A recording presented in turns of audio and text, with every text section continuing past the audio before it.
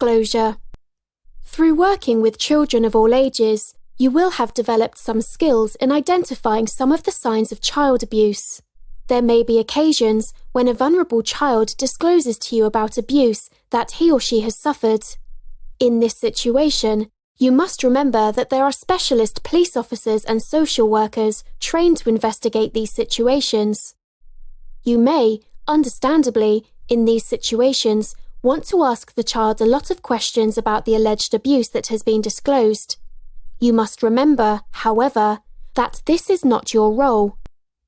In a situation where a child discloses, your role to simply find out just enough about the alleged abuse in order to make a decision about whether or not the disclosure should be referred. You may need to ask the child or clarify what is being said. Ensure in these cases that you never use questions that will lead the child to give you a certain reply.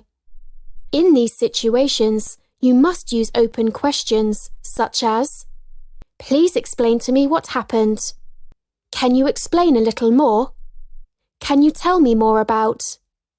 It is essential that you do not contaminate any of the evidence provided by the child by asking leading questions or putting words into the child's mouth, as this could affect the case should it end in court. Remember, if a child chooses to disclose to you, it will be because you are an individual who the child views as significant and can trust. It is essential for the child that the person they disclose to is supportive. Children will often give you small clues over time. Be supportive each time this happens, as this encourages further disclosure where the child feels ready. Never push the child to tell all. It is better to offer support and allow the child the space to disclose in his or her own time. If a child discloses to you, it is essential that you make sure that he or she realizes that you take very seriously what is said.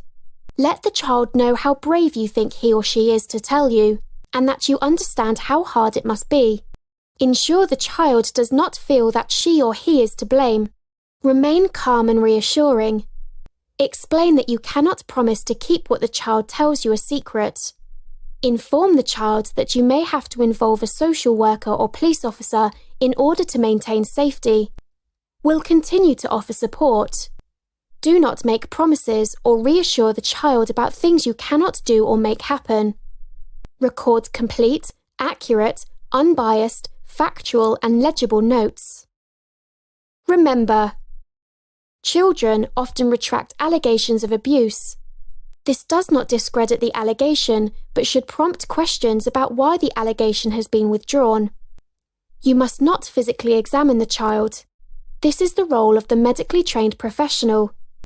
If there are marks that are easily visible, then record what you can see. Do not look under, open, or remove a child's clothes to examine injuries.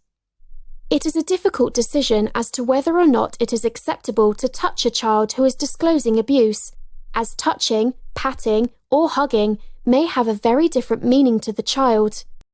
Abused children often do not have the sense of limits or understand they need to stay safe, so you must be cautious when showing your understanding and empathy. The use of other means such as voice, non-verbal behavior, or toys can be helpful in these situations.